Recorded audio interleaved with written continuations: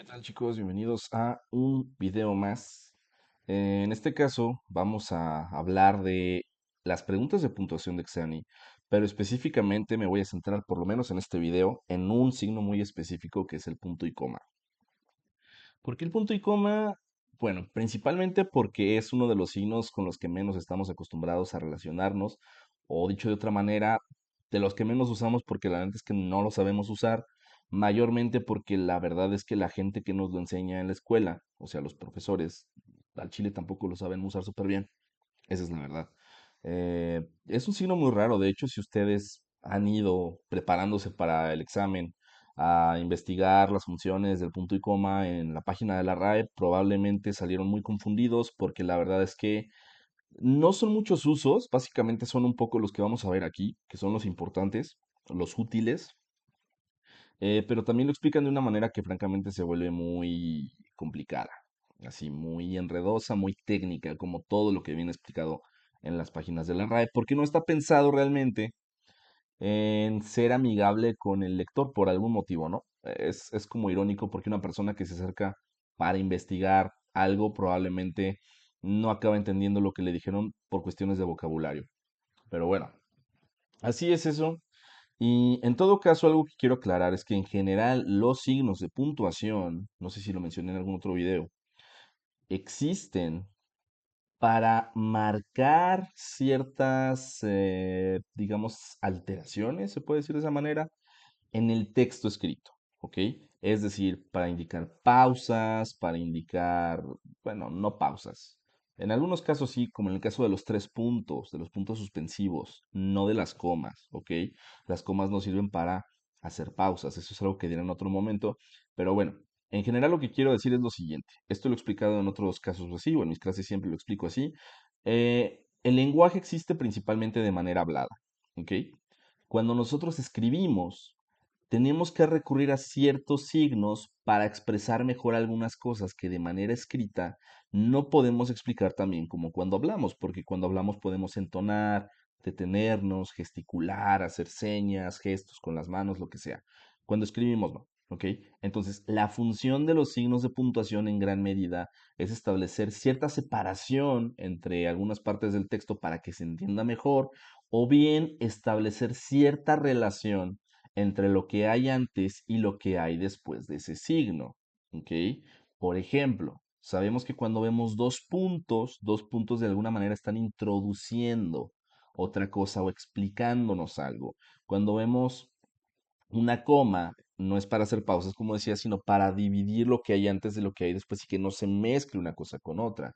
Cuando vemos un signo de interrogación, sabemos que eso es una pregunta. Cuando vemos un signo de admiración o exclamación, como lo llamen, sabemos que eso sirve para eh, denotar emoción, ¿ok?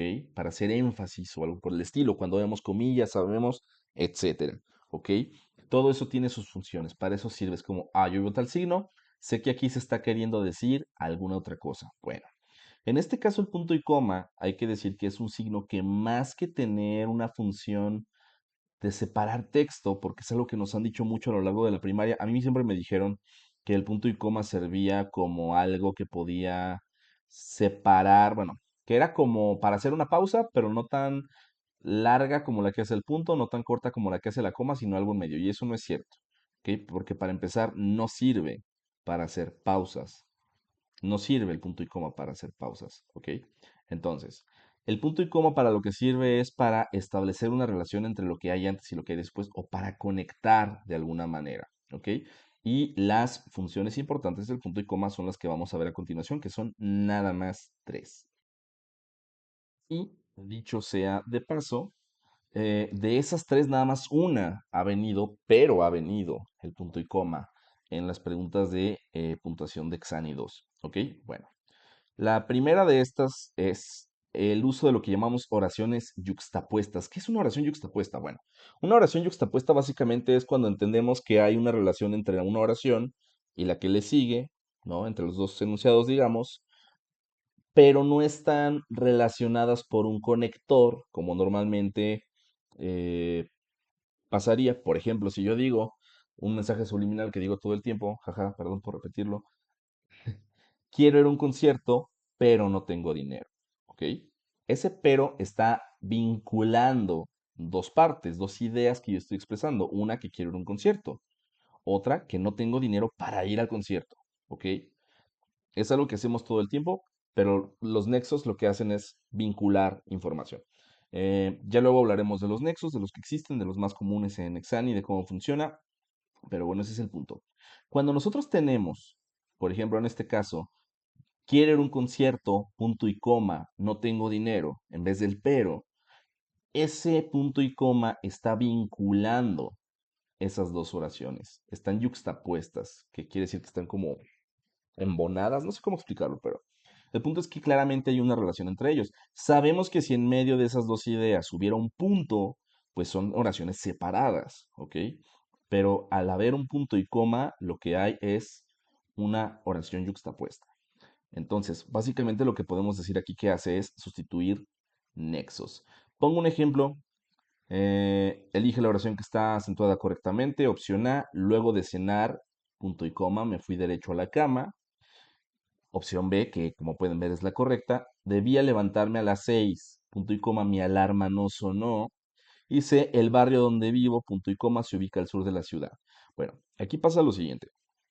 Hay algo que tenemos que ir entendiendo de estas opciones incorrectas, además de entender por qué esta opción es correcta. Muchos de ustedes probablemente ya notaron que al igual que en el ejemplo que yo acabo de decir, aquí podría tener simplemente un pero. Debía levantarme a las 6, pero mi alarma no sonó. Y en vez de poner el pero o un nexo equivalente, un sin embargo, mi alarma no sonó, etcétera, pues pongo el punto y coma. Ahora, en la opción A podríamos tener una coma, ¿ok? Una coma que solemos poner después del complemento, cuando la oración comienza por el complemento y no por el sujeto. ¿Cómo sería si estuviera comenzando por el sujeto? Bueno, si dijera, me fui derecho a la cama luego de cenar, ¿no? Pero aquí empezamos por el complemento, luego de cenar, me fui derecho a la cama. Debería haber una coma, no un punto y coma, ¿ok? Y en la opción C tenemos que está mal, e incluso estaría mal si fuera una coma, porque esta oración no debe llevar ningún signo.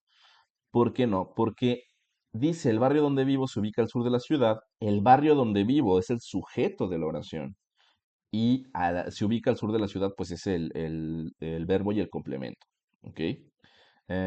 Nunca debemos separar el sujeto del verbo con un coma, ni mucho menos con un punto y coma que no tiene nada que hacer ahí, ¿ok?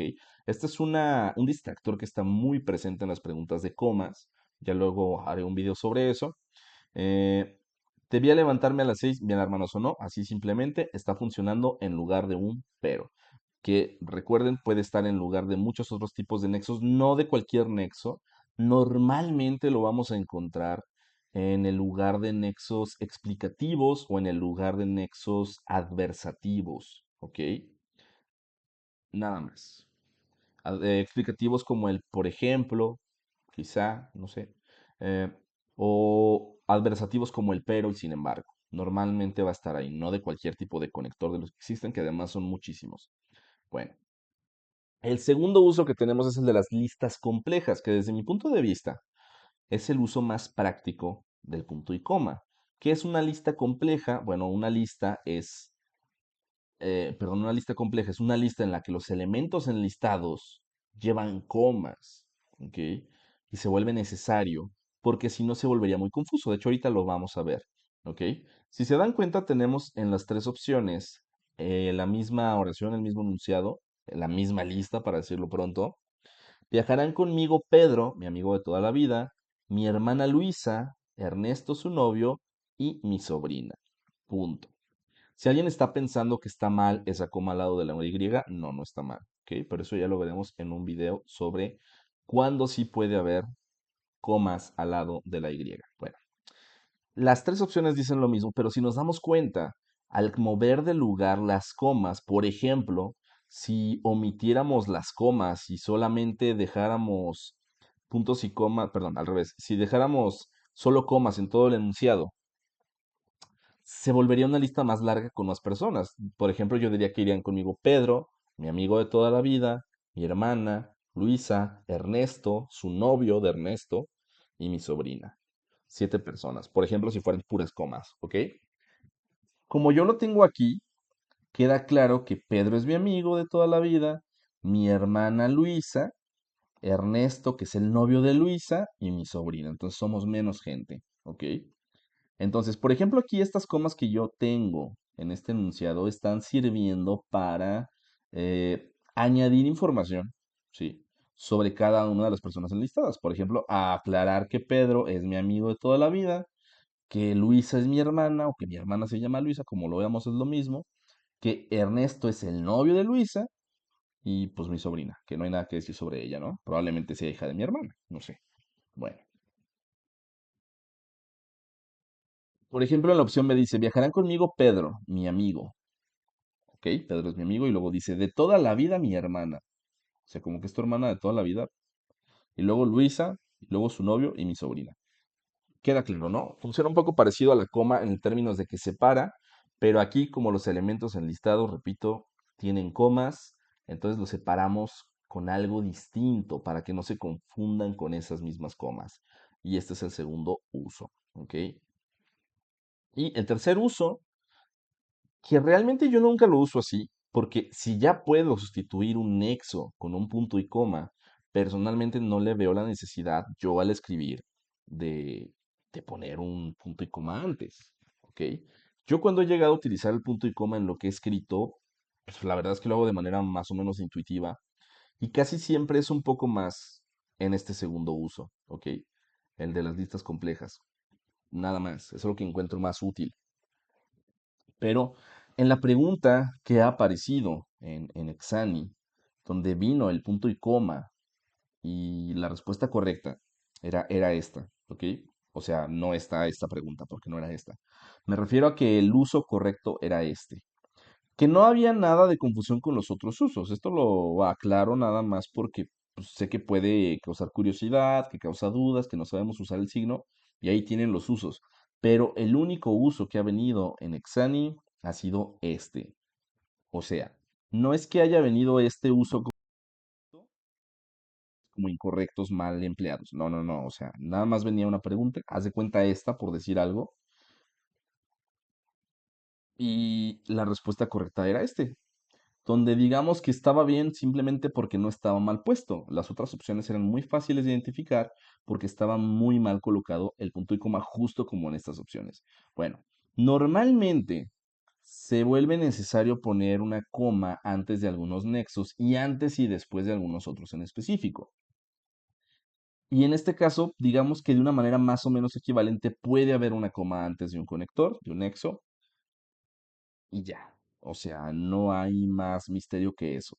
A mí no me gusta, lo encuentro extraño, yo no lo uso así, pero se puede y así ha venido, ¿ok? En una sola pregunta, repito, hasta ahora, no sabemos si en el futuro puede haber más, que probablemente sí, porque es un signo de puntuación muy poco utilizado en Exani 2. Solo ha venido una sola vez una pregunta de este tipo, con el punto y coma, y básicamente existe el uso. Eh, y en las opciones A y B creo que huelga decir que simplemente estorba, porque esta es una realidad. Bueno, a ver, decía hace rato que las comas no sirven para hacer pausas, y eso es cierto, pero cuando tenemos una coma mal puesta, notamos que nos interrumpe el flujo de lo que está diciendo, ¿no? Como que nos mocha, nos para, es como una pared con la que nos topamos. En este caso, con el punto y coma pasa algo similar. Donde vaya a estar, no te va a hacer ruido al leer, pero cuando esté mal colocado, vas a notar que está interpuesto entre dos cosas que no debería estar interpuesto, básicamente. Y bueno, es un signo fácil de usar. Aquí tienen los usos más sencillos, los más útiles en todo caso. Y pues de momento esto es todo para este video.